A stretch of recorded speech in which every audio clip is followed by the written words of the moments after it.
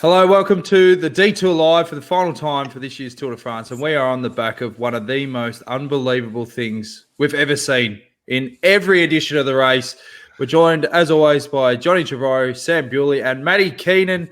Start with you, Matty. Is that one of the best things you've ever seen at the Tour, that ride by Pogačar?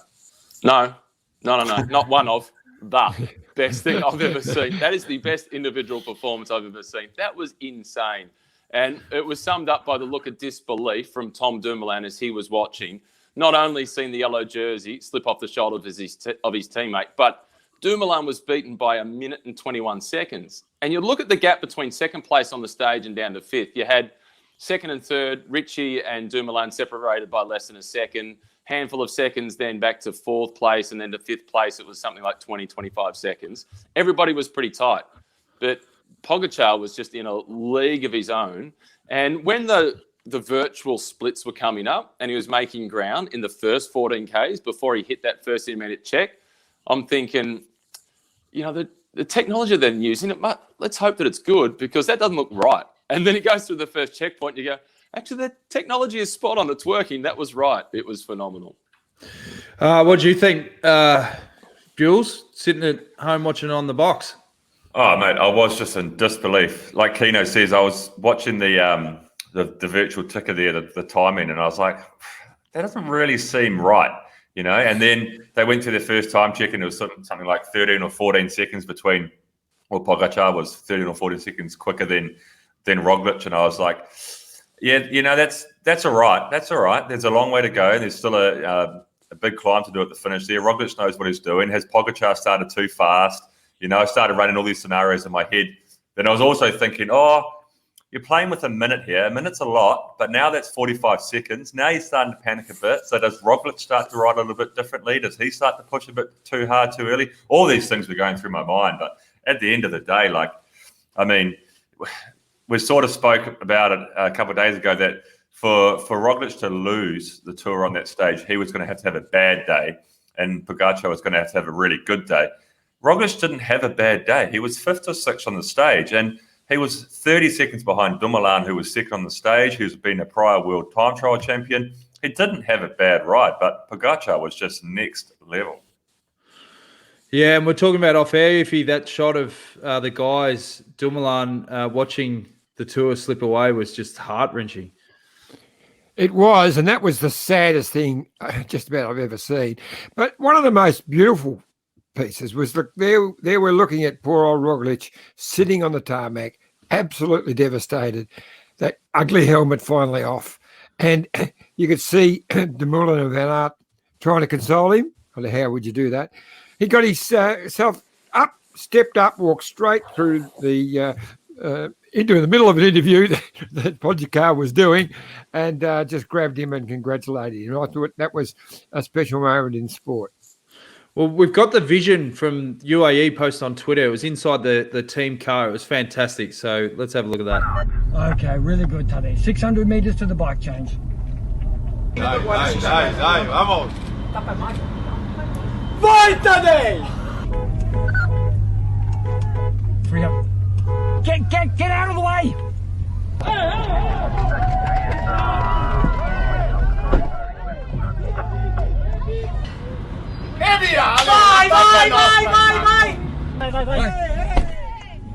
Good job, buddy.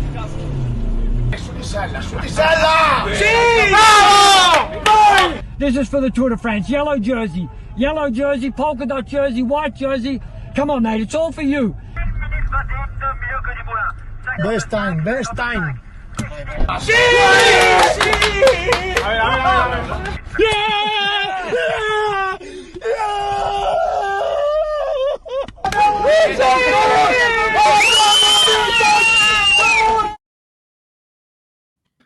Yeah, unbelievable scenes. We've got an interview coming up later with Allan Peiper, and you have to tune in for this interview. It is phenomenal.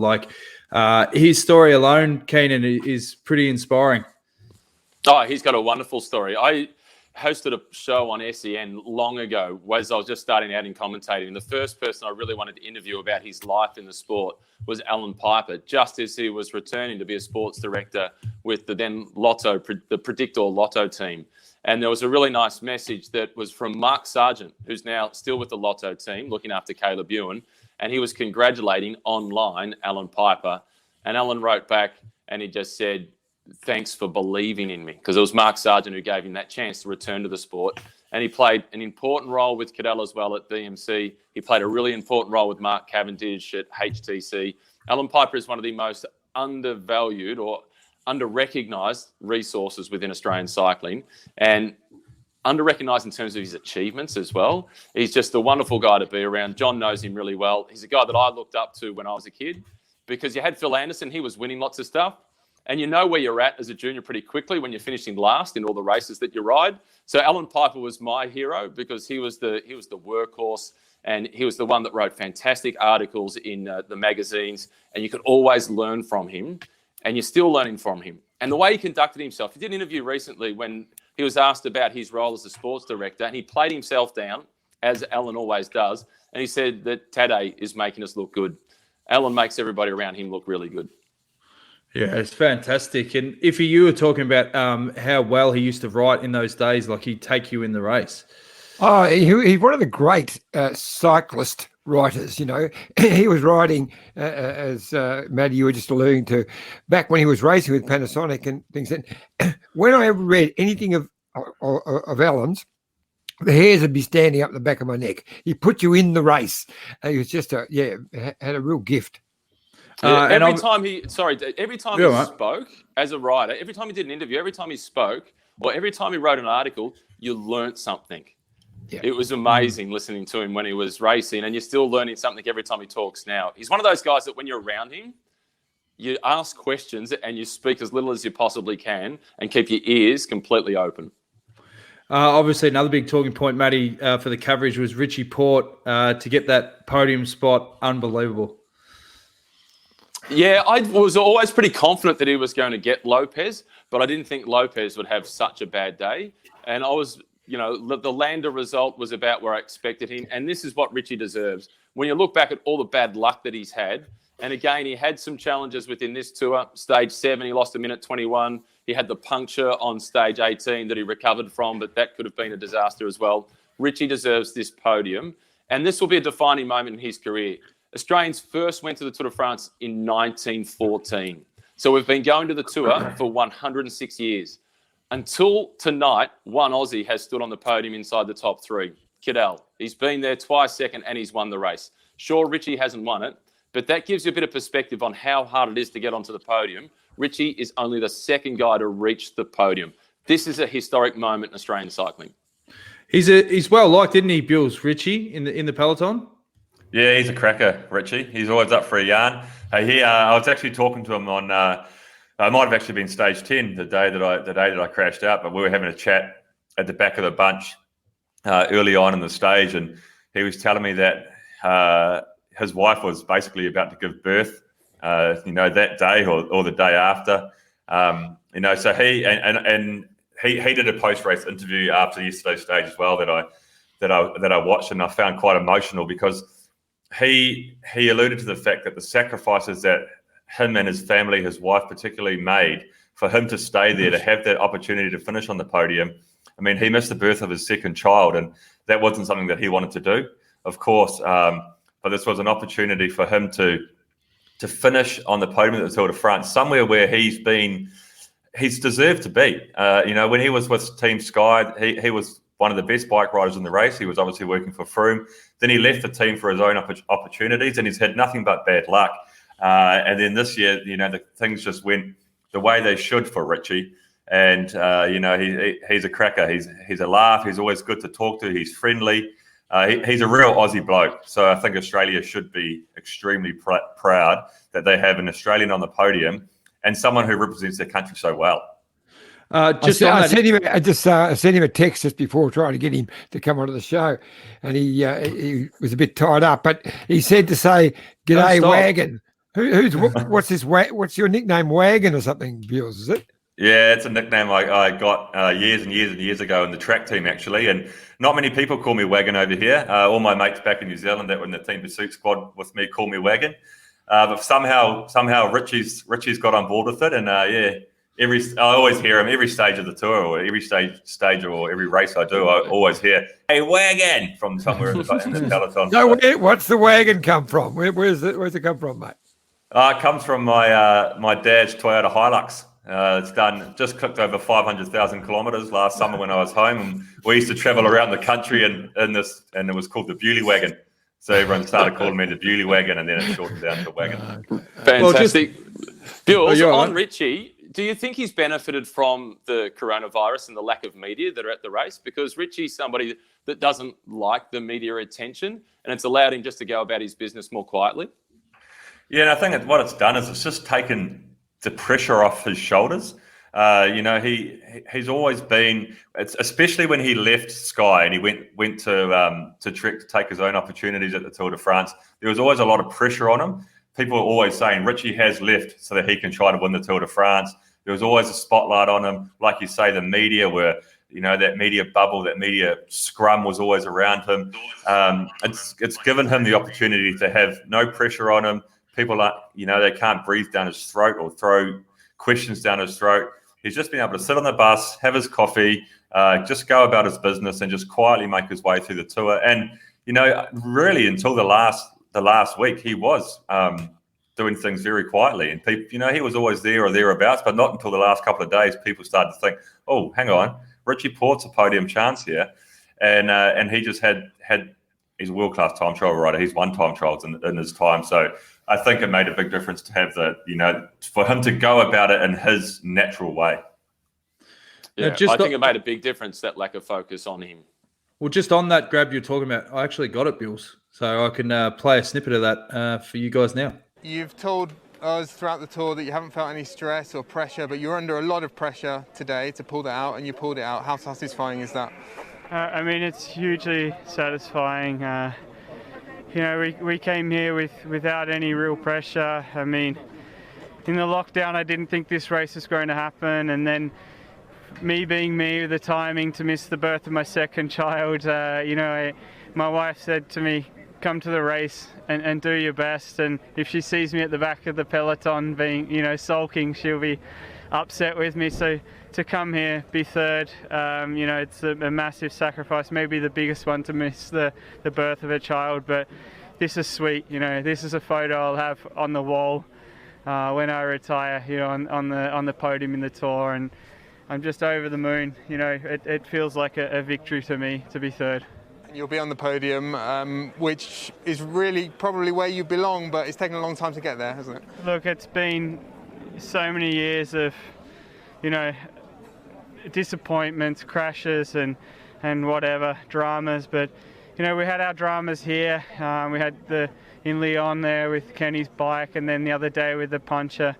So to, come away with the podium, the team's been fantastic. It's no secret that I'll be leaving Trek Segafredo, but the way they've gotten around me this year and supported me, you had the world champion as my bodyguard, and all the boys have played their part. So, it's just incredible. Just a word on Pogacar, taking Roglic to the cleaners, really. Did you see that coming? No, not at all. And those are two, great guys, and Pogacar's a huge champion. I think, it's going to be interesting with Bernal next year. They're the future of the sport, they really are. So I think it's going to be a fantastic tussle next year. And, I think Roglic deserved to win the Tour, but Pogacar, the ride he did today was absolutely incredible. Yeah, fantastic. You can see the emotion there, Keno. Yeah. Nailed it. It was a great interview. Fantastic. It is a win. To get on the podium and finish in third position is enormous. There's a lot to come out of that I'd actually like to touch on. The first one is about Roglic deserved to win the Tour. And we started by talking about the images of Van Aert and Dumoulin watching Pogacar as he was coming to the line. Bills, were you riding the Giro with Simon Yates in 2018? Were you part of that team? Yep, I was there. Yeah. So what was that like? He lost the... What was that like? And what was the atmosphere like around him? It wasn't quite as dramatic as what we saw yesterday, but it was still pretty dramatic. And how did you go about trying to support him in that moment where there's really nothing you can say? Look, there isn't anything you can say. And I mean, I don't know Roglic. Obviously, I certainly don't know him like I know Simon. And for us in 2018, the big hurdle was the time trial on stage 16 of the Giro. You know, Dumoulin was breathing down the neck of Simon on the GC, and we thought if Simon can get through this TT without losing much time to Dumoulin, then we've got a real shot. And he did. And at that point, we started to believe, shit, we're going to win this Giro. You know. In the end, yeah, it was. We lost it. We held the jersey for 2 weeks, very similar to what happened with Jumbo Visma here. They led the race for so long, came down to the last day. Simon lost it with 2 days to go. And Keno, there's nothing you can say, you know. And everybody in the team is absolutely gutted. What happened in that situation with us was Simon was apologising to us. He was like, "Oh, guys, I'm so sorry for all the work you've done." Mate, I looked him in the eye and I said, what the hell are you saying sorry for? You have exposed people like myself, and you have exposed Chris Jensen. You've exposed all these guys in your team to show the world that what we do in our job, we do it well. You exposed us. You've given us an opportunity we would never have had before. You've done this organisation proud. You should be proud of everything that you've done. Look, it hasn't happened, but come back next year and let's have another crack. And but yeah, you can't really say anything. You actually just have to crack a cold beer and just sort of feel flat together, I suppose. Yeah, and we saw those images of Dumoulin trying to console Roglic yesterday. And Dumoulin is probably the best one in the team to be able to do that, because he's been second at the Tour, he's been second at the Giro, and he has won a Grand Tour, he has won the Giro. But there's still nothing you can say. And those images of Roglic immediately after he crossed the line and he sat on the road, it was the modern-day Laurent Fignon back in '89. And when he goes and he sees it's a compatriot, a guy from the same country with 2 million people, and he's 8 years younger than him, that is going to be really hard for him to swallow. And Laurent Fignon, sadly, up to his death, he never recovered from that second-place finish in that Tour, despite the fact that he won the Tour twice. And John McEnroe talks about all the tennis matches that he won. He can't remember those in detail, but he can remember the Grand Slam finals that he lost. I think there's a really hard road ahead psychologically for Primoz Roglic. And also, Jules, remember when Esteban ran second in the Giro, the other issue is, I remember the team got a car stick it up in pink, and that was a bit of a write-off. I think they had all yellow bikes ready to go for the Visma team. It's got to be tough. Look, mate, the reality is this is going to sting for a long time. And you actually just have to ride it out. You have to ride it out. There's nothing you can say. There's nothing you can do. It's just going to sting. And I spoke to George Bennett last night briefly. I just sent him a message, a really short message, just saying, "Hey, look, mate, I'm hurting for you guys." And obviously he was feeling pretty devastated. And I sent him another message this morning, and I just said to him, "Look, mate, I know that you guys are probably feeling absolutely flat today. But be proud of what you've done." And this was more of a personal message to George, saying, be proud of what you've done, mate. You've raced through this Tour de France with busted ribs. You've crashed. You've been crook, but you've been there for the boys. You guys, you know, there's plenty of really cool things that you guys can take away from this Tour de France. You've got stage wins, the experience of riding in the yellow jersey for so long. So be proud of what you've done and do your best to try to enjoy the ride into Paris today. I mean, I know it's not going to be easy for any of those guys, but I really hope that they can find some solace in some way. And I hope that Van Aert wins the stage today. Finish it with some silver lining. I'd love him to win the stage, and he can. I prefer Caleb. Obviously, I'm a bit biased towards Caleb, but given what they've been through, and they have been the team of the race, the way they control it from day one, particularly with Tony Martin, I don't think anybody would begrudge Wout van Aert winning that stage, except for a family in Bowral, New South Wales, and a whole team around Lotto Soudal in Belgium, and maybe Robbie McEwen. You know what I love about Bewley? He's a good teammate. He's a good bloke. He always knows the right things to say. And I remember even talking about the final days when Esteban made the podium and Bewley wanted to get amongst the Colombian fans. I've got just a short little clip I want to show of that moment. Right, guys, we're waiting for Esteban and Maggie to get back from the podium, and we're having a couple of quiet beers. Saw a whole bunch of Colombians out there, so we're going to go and G them up with a bit of Shakira. No fighting. We got the refugees. No fighting. No fighting. Yeah!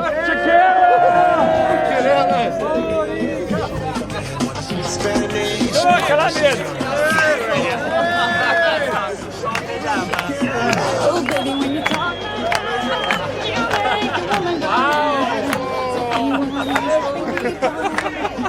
Safe to say that was a flop.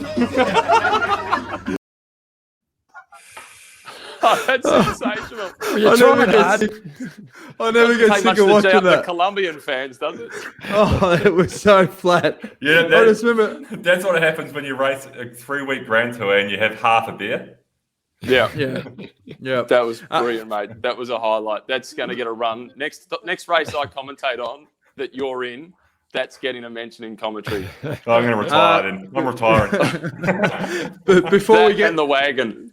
Yeah, that's right. Before we let you go, Matty, just on the COVID experience, commentating from back here, you guys collectively must be pretty proud of the product that you've put out this year, and given it's such an amazing race too. Yeah, we have been. And having Robbie in Sydney, Bridie in Melbourne for the first time commentating with 3 people, that's been a challenge in itself logistically. And to be honest, I've really loved it.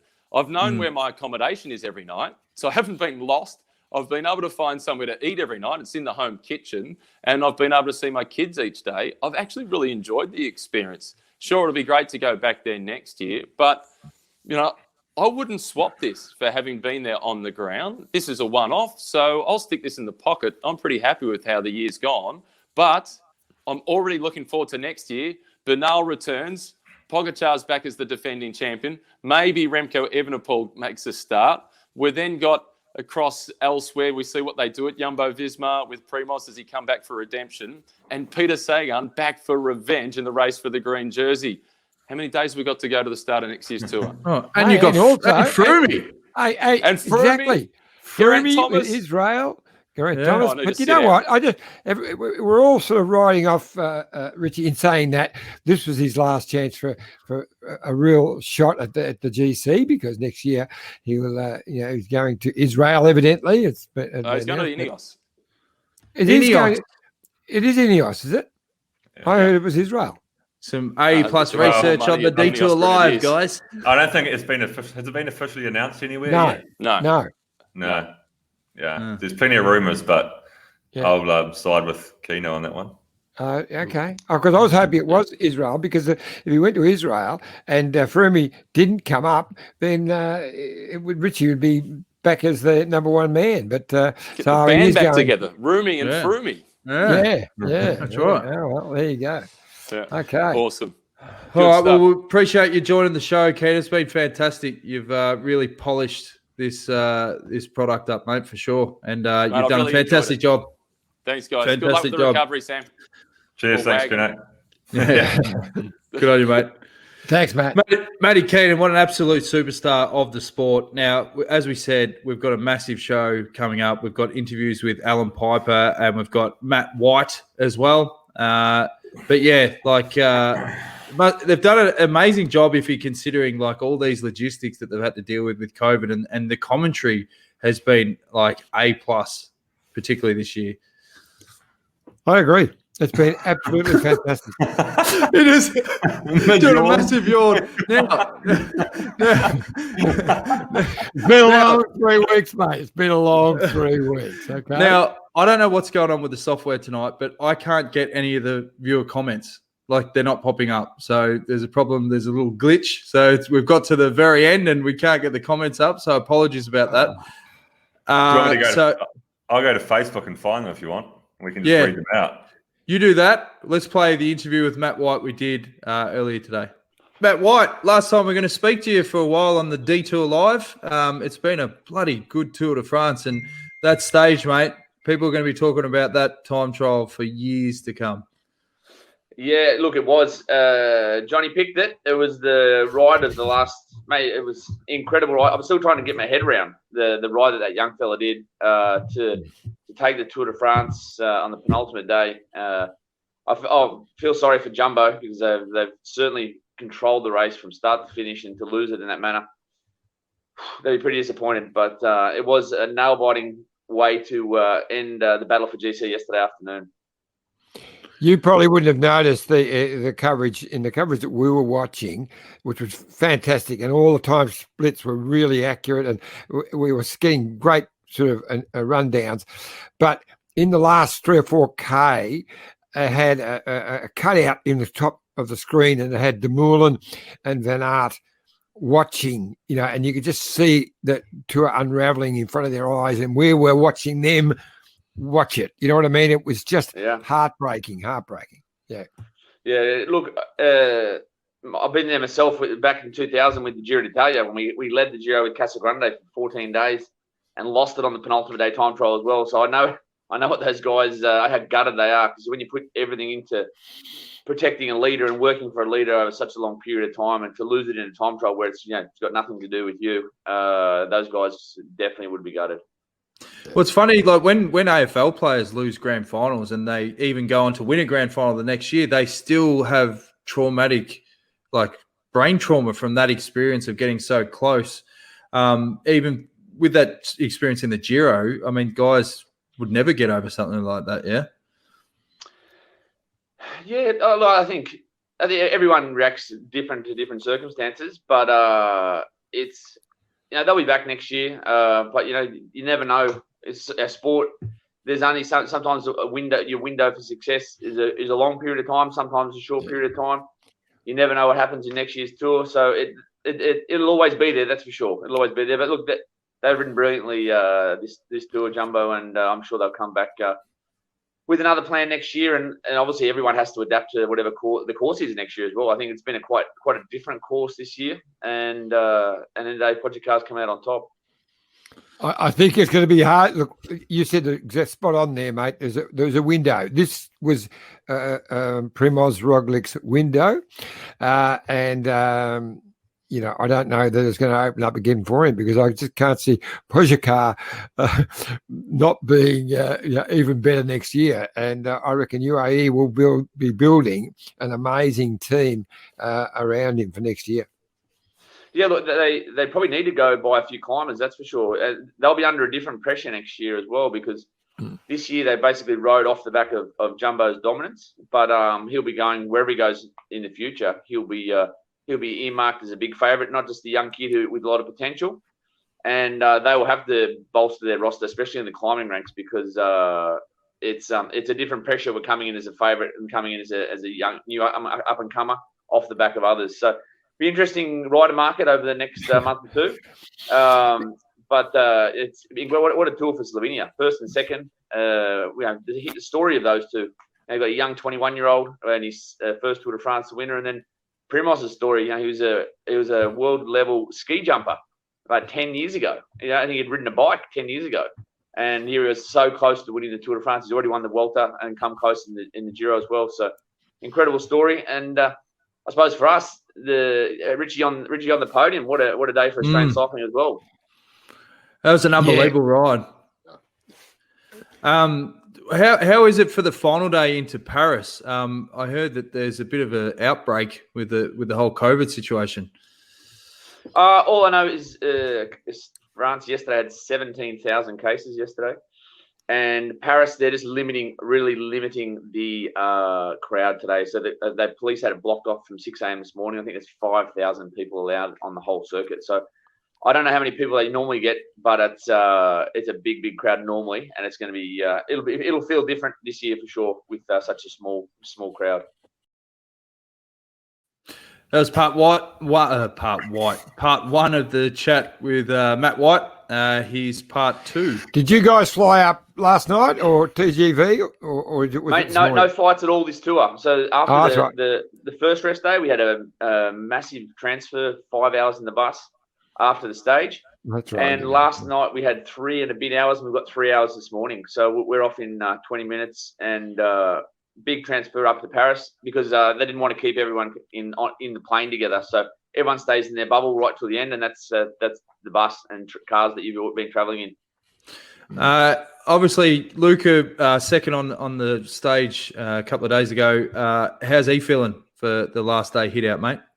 Good. He's up and about. He's definitely up and about. And I think for us, it's probably the first time since Gossi in 2012 we've had a guy with a legitimate chance of a big result on the Champs-Élysées. So, all the boys have been for him, working flat out for him in the final today. We'll sit back, and it's all about position. You need a bit of luck, but also you need some good position going into that last couple of corners. And Daryl and the boys will be positioning him as good as they can. You know what I should do, Iffy? I should put money on Mezjek, and then I'll cash out with a lap to go, and then he's got a really good chance of saluting. For sure. What do you reckon?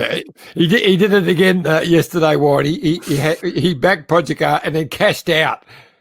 He's done it twice now. No, I cashed out because you sold Richie so well, and we had Allan Peiper on, and he was talking about how meticulous they were with their planning. I mean, looking at the stage back again with the time trial, it did really come down to how much recon you did, where the bike dropped. All these things come into the prep, don't they, Whitey, for a stage like that?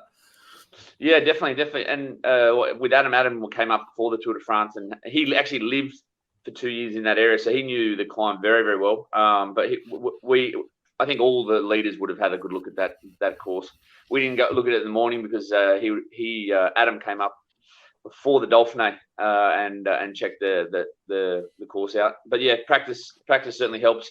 I didn't see much of the vision, but I heard some of the bike changes weren't as fluid as others. But at the end, he was just too strong, and it wouldn't matter by the looks of it, whatever bike he rode or whatever bike change he had. He was just by far the strongest on the day. At the end of the tour, everyone loves to go back and reflect and think about what the thoughts were from day one to now. What are some of the standouts you think team rides and riders themselves that have really jumped off from this 2020 edition for you? Yeah, I think besides our Tour de France winner, Pogacar, I think Hershey's probably been a big revelation of this race.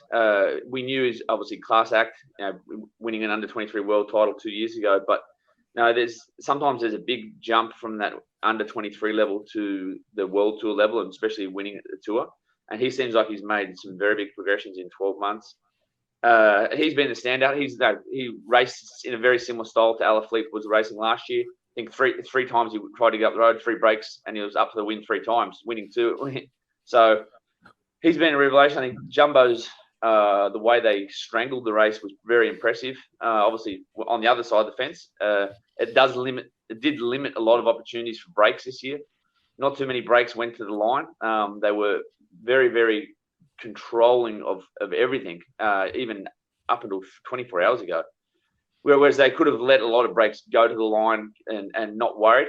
And in the end, 2 of the times they controlled the race, Pogacar won the stage and picked up valuable time bonuses. So maybe they'll learn from that, and maybe next year if they come back with a similar style of team, they'll be a little bit more relaxed and let the breaks go down the road, and which then takes bonuses out of the equation. And the other one, interestingly, with Roglic, I knew he was good here, but he never really went on the attack. They're quite conservative the way that he rode, and it would have been interesting when he was a bit fresher in the race if he'd actually gone after and put other people under pressure. It looked like he was just always as content to follow.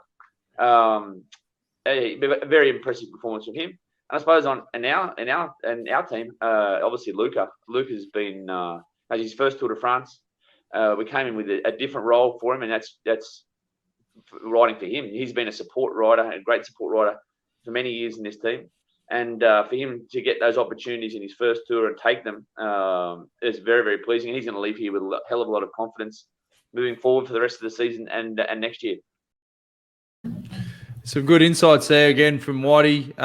What do you think about the stuff with Roglic and the fact that he wasn't attacking as much as you've seen the leaders of the race do, Iffy?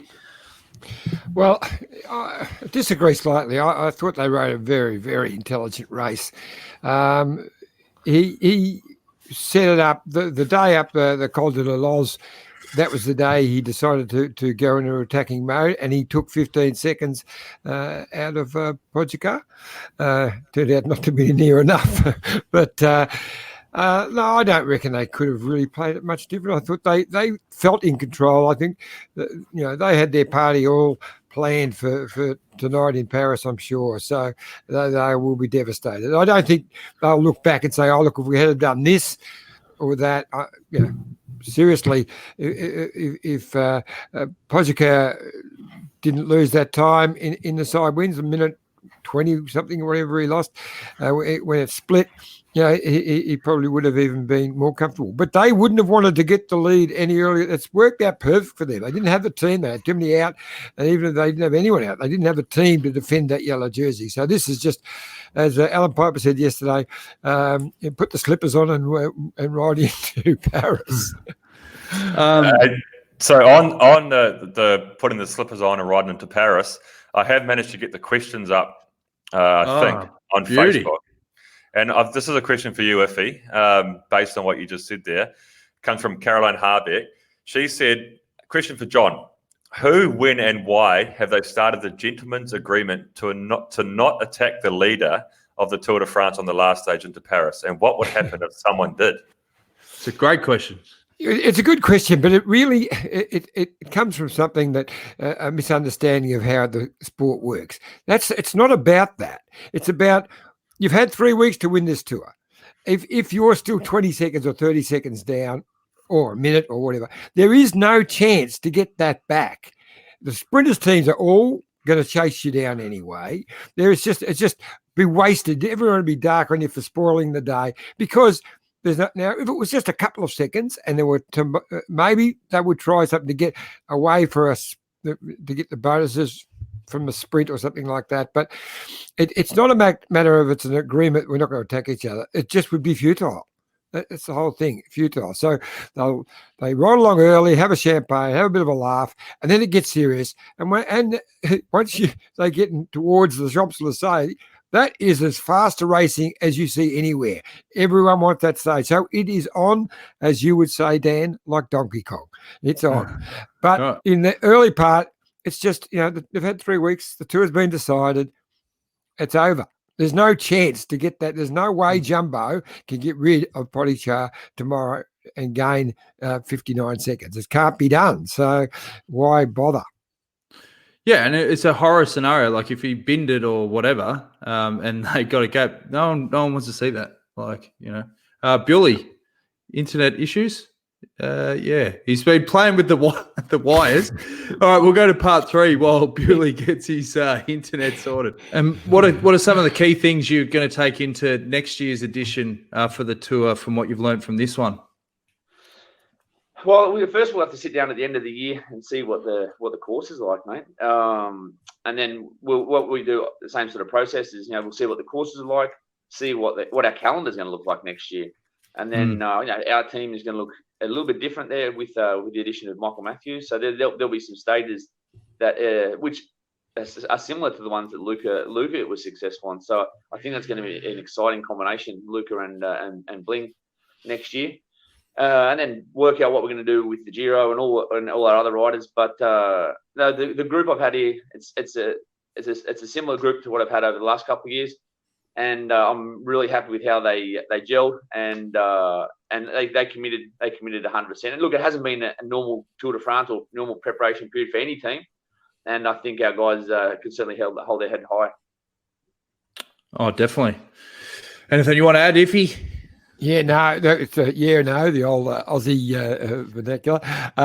It's been great to have you on nearly every day. I think we gave you one rest day for the whole 3 weeks, so it's been great, Whitey. You've been a stand-up as always, and I'm guessing you'll be. You go into the Worlds or just straight to the Giro? No, I go home tomorrow for 9 days, and then off to Palermo for the start of the Giro next Wednesday. So it's a pretty short turnaround. Usually it's a month between, and the other way around, Giro into the Tour. But no, I'll be watching the Worlds on television next weekend like you guys, and then pack my bags and off to southern Italy to get the team rolling down there, and our goal of winning the Giro with Simon Yates. Yeah, Good luck, you're definitely in for a big chance, mate. So yeah, thanks again for joining us on the Detour, mate, and enjoy the final day and all the best for the Giro. Yep, pleasure. See you guys. Thanks for having me. See you, Thanks, mate. mate. Breaking news, Sam Bewley has had a power cut to his building. But he's on the phone. How are you, Sam? I just had a power cut. It literally wiped out your internet, everything. Yeah, this has just gone off. Lights are off. Oh, so the Facebook, you saved us with the Facebook, and you've lost them again. Yeah. Oh, here we go. We might be back on in a second. All right. Well, if you do want to go through the sponsors now while we work out this power cut in Girona. Okay, mate. Okay. Well, for the last time, we'd like to thank our great partners in this Detour Life. And of course, Lexus of Blackburn.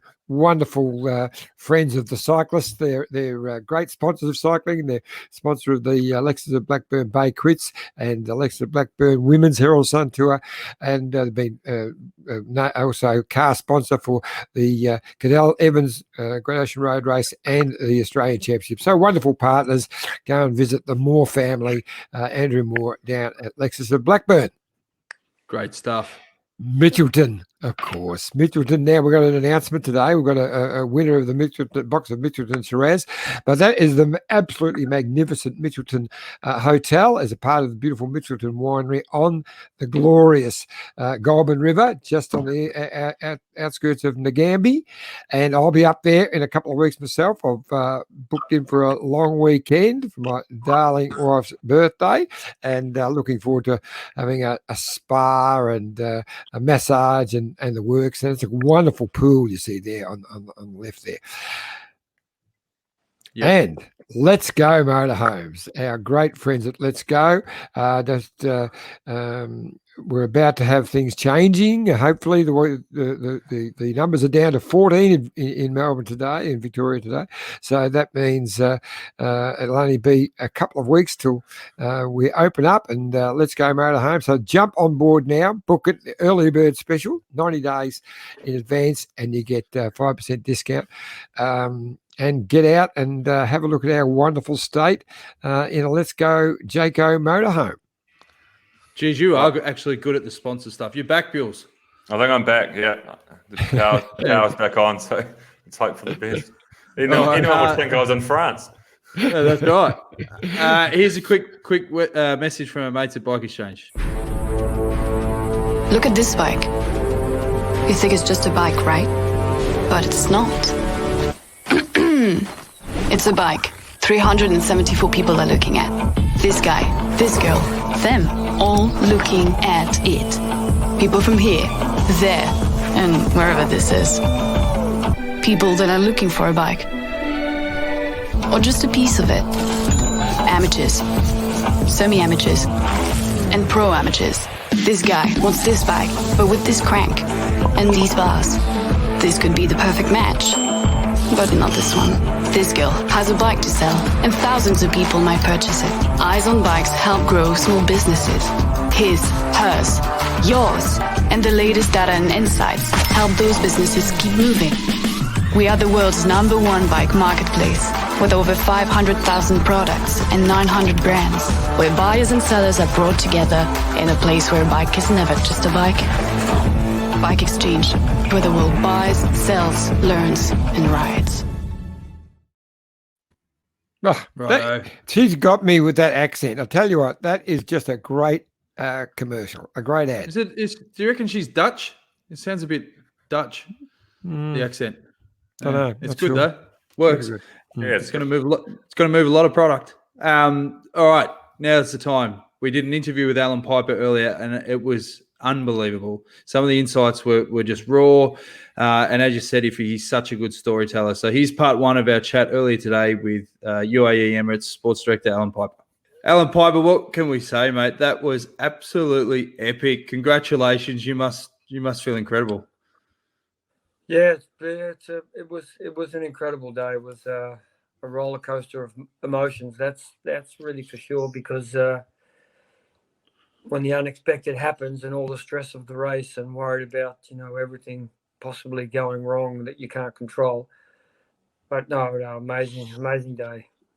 Yeah, look, I was just talking to Stewie O'Grady just a few minutes ago, and he said that's the most amazing day he's ever seen, and he's seen quite a few amazing days. So it's going to be talked about in the years to go like the Fignon and Le Monde battle. It's never going to be forgotten, mate. Yeah, well, John, it's a little bit different when you're inside the bubble of the race, and we're in the COVID bubble, but it's even more so this year. But when you're inside, you don't really have a perspective of how huge things are, and you don't have those same. We have different impressions, and not that I don't know it's huge. It's not that, but it's a different impression. Yeah. I rang Neil afterwards and just said, mate, unbelievable. He goes, you ripper. He goes, nah, bloody hats off to Piper and the boys. They were meticulous with that planning for the time trial. Obviously, that had an effect because you guys just ran such a slick operation. Yeah, we did practice for a lot. I went down there in June as soon as the borders opened, like I think the day after or 2 days after the border opened, after the COVID lockdown. And I was down there for 2 days and did the course 3 times myself, once on the bike and twice drove it. And sort of had an idea of the gears I wanted to put on the bikes, and, because a whole differential of gears for TT bike than with the road bike on the climb. So when we got down there in July for the recon with Tadej, we had about 10 people there, and so we spent another 2 days there, and he could ride the course. He rode the course 3 times, and then the third time we did full simulation, TT suit, TT helmet, full gas 30 Ks. Full gas up the climb, full bike change. We practiced the bike change about 10 times. So he got to the climb, I think Bardet had the record, and Tadej was like 10 seconds off the climb record with the bike change included. So we knew, he was on the money. 20 days in, you don't know what's going to happen. But, I think he got confidence out of that full gas dry run, And I think I heard yesterday after the finish, he said he knew every pothole in the road, and I think that makes a huge difference as well. Yes, and I love your bike change was so slick, the quickest that we saw from anybody. Whereas Roglic was actually probably the worst, and they seemed to pick a really bad place to roll into the hill to swap it. But anyway, no need to go down there.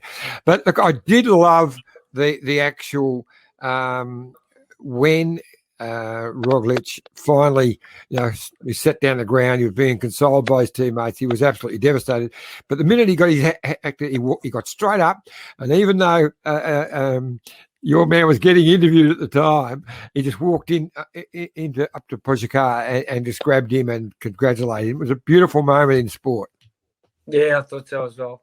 I saw the images, and I know they get along really well. They're from the same country, and they know each other well. They obviously they speak the same language, and I thought it was just a nice gesture as well.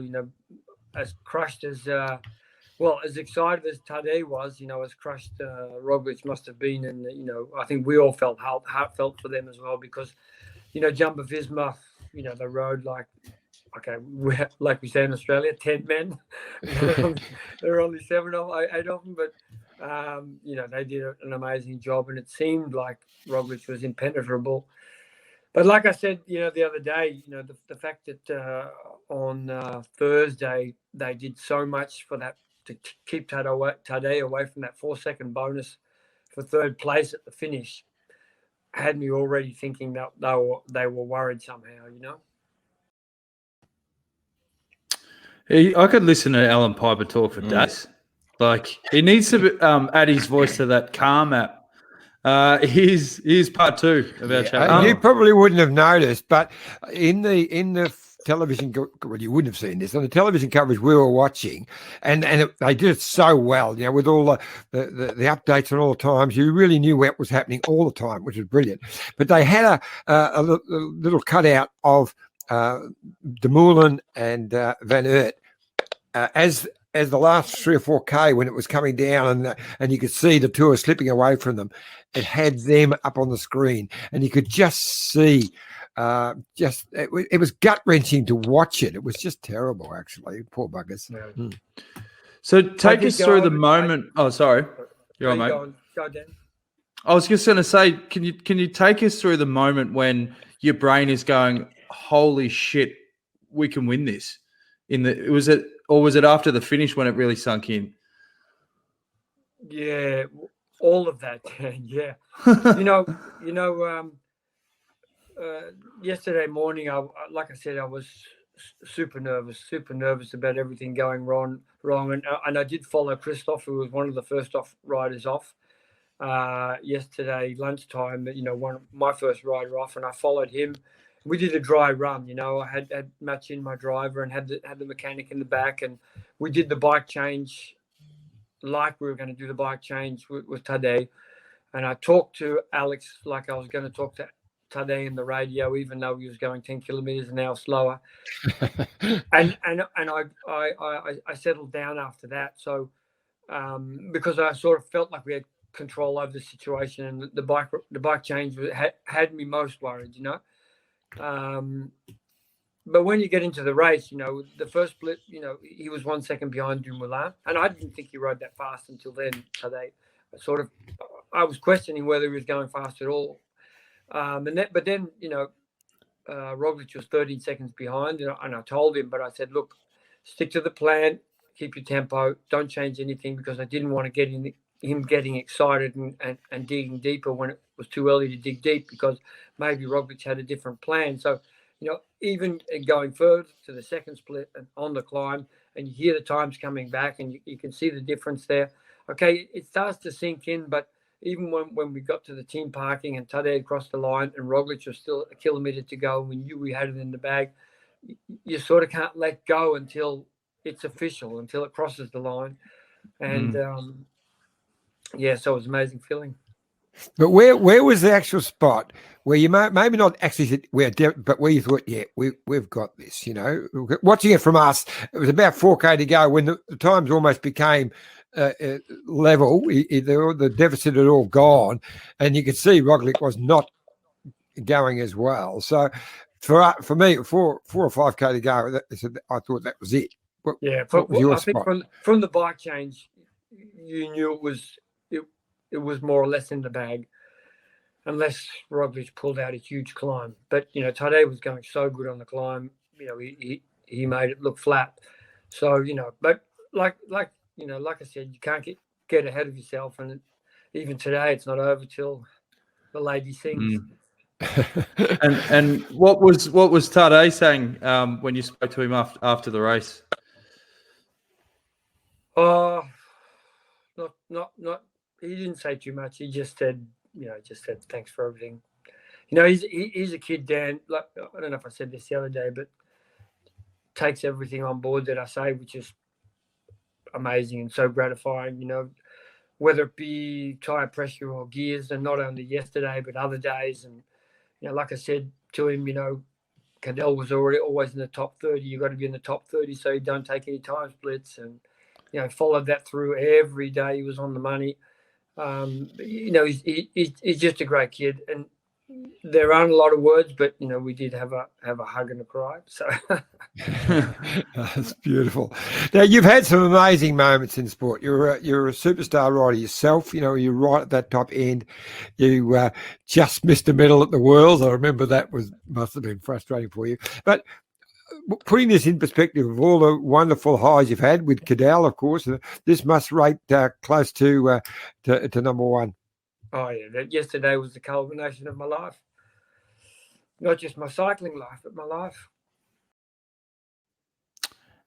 This is the part when Al really starts to open up and we get some amazing insights. Your life has a purpose, and I think mine was sort of planned out from the time I was a kid. First time I put my leg over a bike, I wanted a bike from when I was a little kid, and every Christmas time came around and there was always something else I got, a camera or something else, and I just wanted a bike. And from the moment I got a bike, I was like free, and I didn't start racing till a couple of years later, but those first races sort of your life has a destiny. You know, how the hell did I arrive in Belgium when I was 17 years old in 2 weeks? I mean, how did I carve out a career out of that? It's like, you know, how does that stuff happen? It's like there seems to be a destiny in all of it, but seems like destiny came around yesterday. You know, just the stars aligned.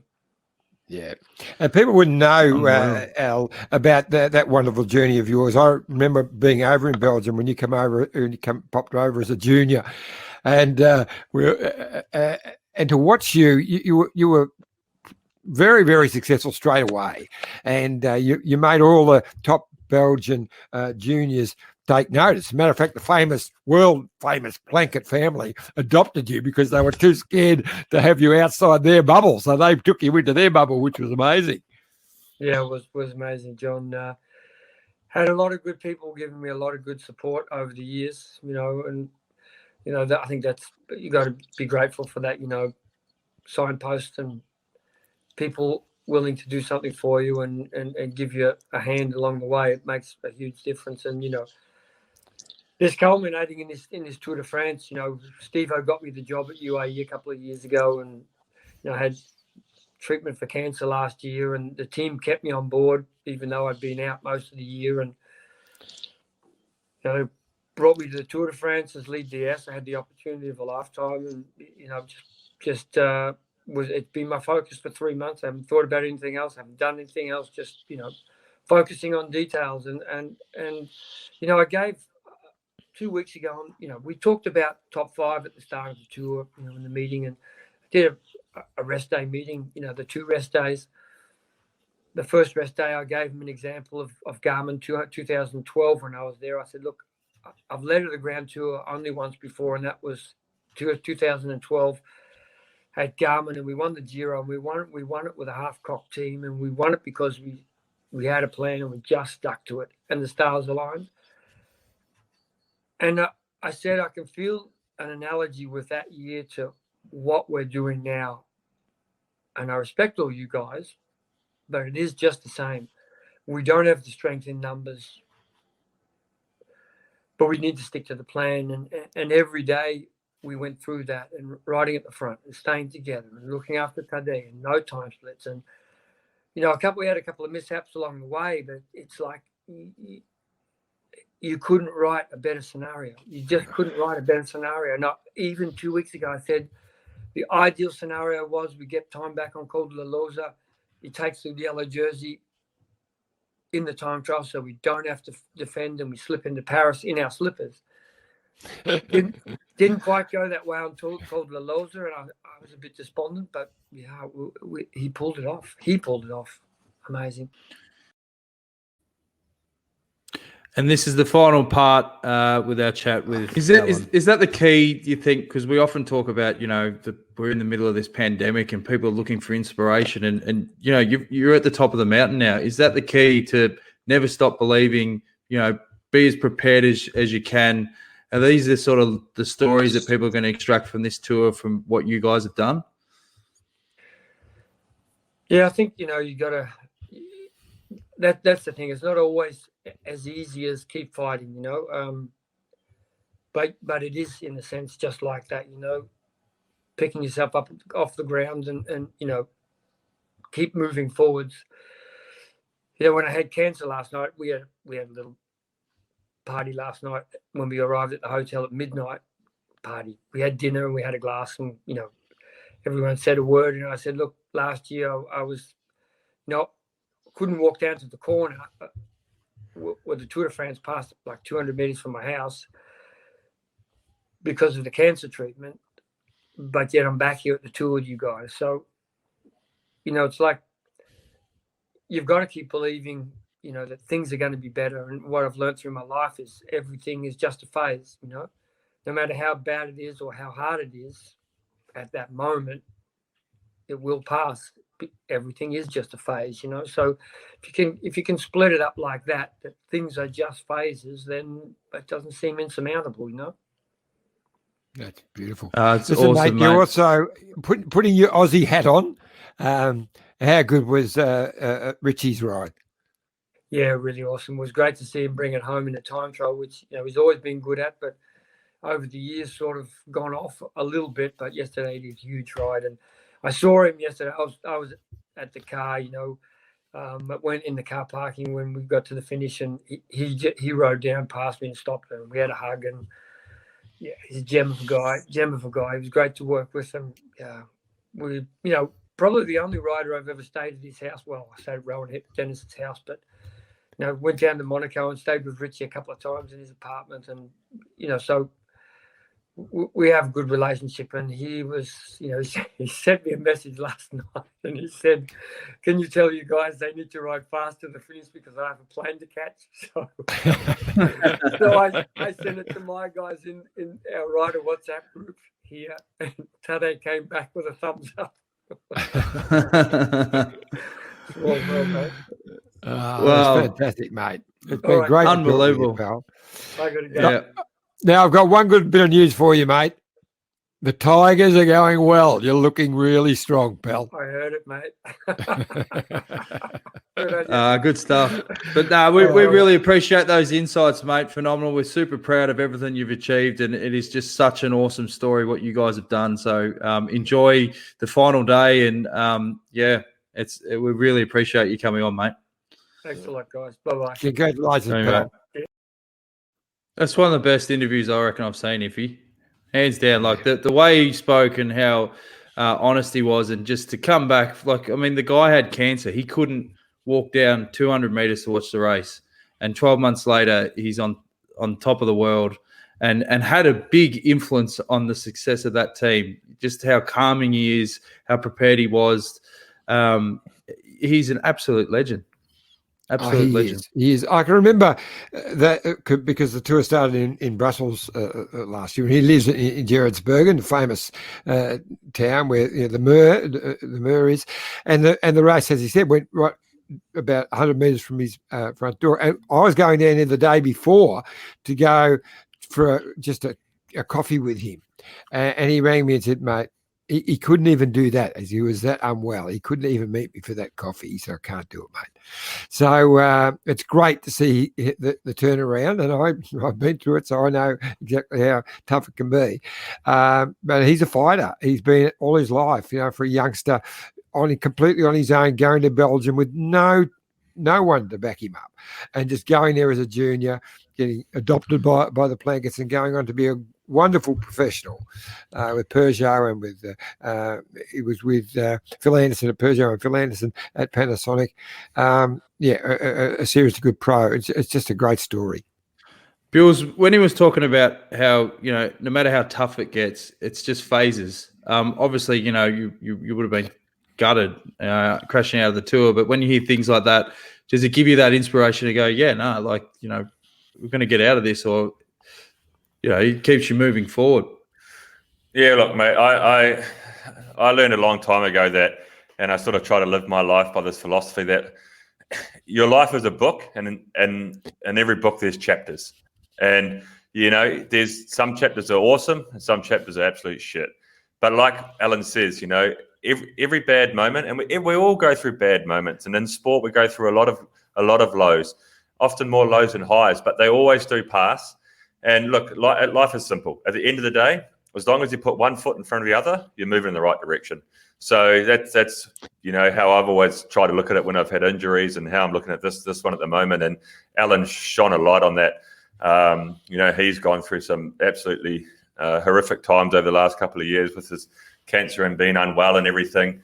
He was given the opportunity to come back into the sport at UAE. He was given the opportunity this year to lead, be the lead director, and now they've won the Tour de France. So it's simple as that. One foot in front of the other, you keep moving in the right direction, and then eventually that phase will pass. And you just have to stay motivated and inspired, and believe that those moments will pass. Well, we've come to that part of the show, boys. It's Detour DeLorean. He's the Sting. Roads? Where we're going, we don't need roads. I was like, what am I going to play for the last step of the Detour? Like, I'm going through my old computers, trying to dig out, we just played music, but no, we've chewed all those up. So I just thought I'd play the montage at the end of the final backstage pass. I still haven't watched the final backstage pass again because I was an emotional wreck when I remember that. Oh, it just floored me. I remember the final day. I got up and I felt physically sick. Like I just felt off because I'm like, I am going to miss all these guys so much. Like, and that was such a big period of my life, doing the backstages. And I remember that night when I had to get up and speak to everyone, I just fell in a heap. It wasn't my finest moment. But one of the chapters, mate. It's one of the chapters. That's right. So here's the montage, which is a bit of a highlights package of the time that we're doing the backstage with Greenwich. We're really after a committed performance. Johnny Farnham, the next Johnny Farnham, could be sitting here. I choose. Yep. I'll take 50. This is bullshit. You muppet! You know who this bloke is in the car? Can't see. Don't worry about it. Well, that went well, didn't it? Panicking.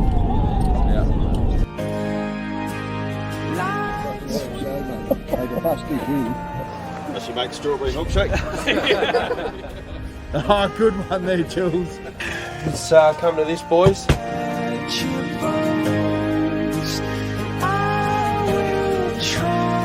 Always keep riding, whatever happens. One for South Africa. Bomba! Fucking not like that story.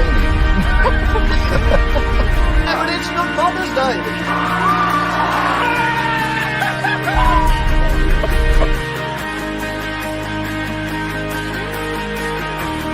Here comes Chavez. Oh, Colombia have a monument. Colombia have a monument.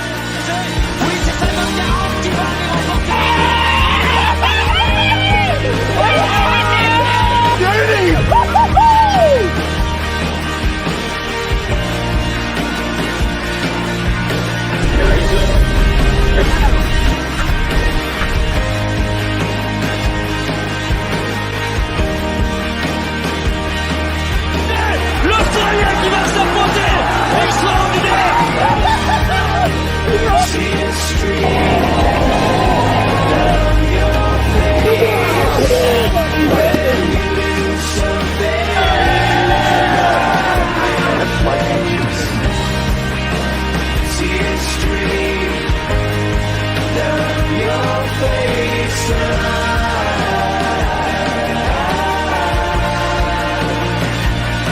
And that's how a real rock star does it.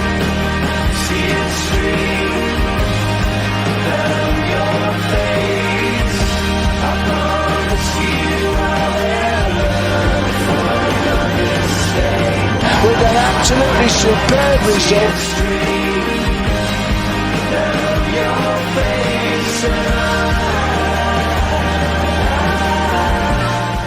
Jordy said it's too big. He said, no, not for long. Orica Greenwich, the best team in the world. Yeah.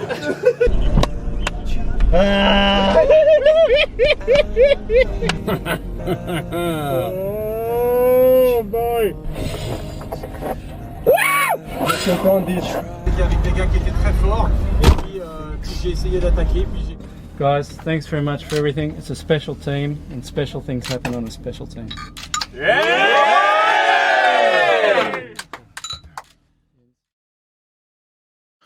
Yeah, that's a good one to finish on, I reckon. Just summed it all up. How good is cycling? Oh, it's awesome. It's awesome. And as I said, like the tour in September, I actually haven't minded at all. It's been great. Oh, it's been amazing. And Buells, it's been absolutely sensational to spend the last week and a half with you joining us, mate. It's been terrible for you to have to step down from being in the race to put up with us too, but it's been fantastic, mate. Mate, I've enjoyed every moment. It's got me through the last 10 days. It would have been a crappy 10 days if I was just lying on the couch feeling sorry for myself. So it's been nice to come on here, talk about the race, have a laugh with you guys, interact with the fans and the listeners. Bloody enjoyed it. I'll be back again at some point. This will be my I can't commit iffy for the Detour podcast forever. I've got another podcast I need to get off the ground as well. Yeah, I've got an arm and a rib I need to get healed. I need to get back on the bike. I've got some races I'm shooting for and motivated to try and get healthy for again. So that's going to be my priority going forth for next month. But hey, I'd love to come back on the Detour Pod when you're and the doing Bay Crits, mate. Set yourself for the Bay Crits. Yeah, well, only a few weeks away the way this season's going. I haven't been to the Bay Crits for a long time. I have done them, but I haven't been there for a long time. Yeah, it's been a long while. Final predictions.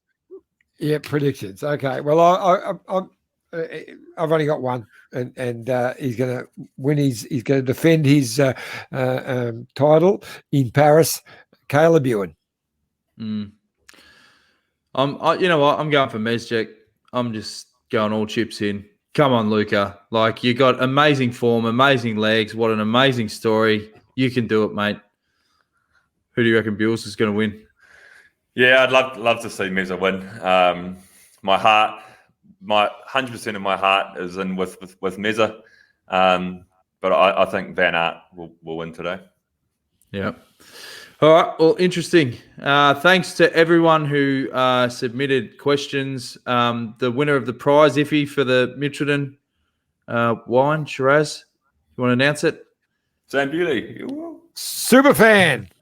Wendy, yes. super fan. Wendy, the super fan. Wendy shared the show every day on her Facebook profile. She got involved with the questions. She's been just an absolute trooper. So, Wendy, we'll get your details and we'll send you the Mitchelton Shiraz. And as we said, big thanks to all the sponsors, Lexus, Let's Go Motorhomes, Mitchelton Wines, Bike Exchange, and a big thanks to you, Iffy, for every night giving you insights, the old detour stories. It's been fantastic, mate. Dan, and you've been a legend, mate. You really make the show. You put it all together. You've been a bit sloppy on some of your withdrawing of bets, but other than that, it's been an amazing 3 weeks. Yeah, well, as we said, thanks again for everyone tuning in, and we'll be back sometime soon. So make sure that you keep in touch with all the developments, facebook.com/Detour Pod. Subscribe, tell your mates, and we'll see you again sometime in the near future. Cheers.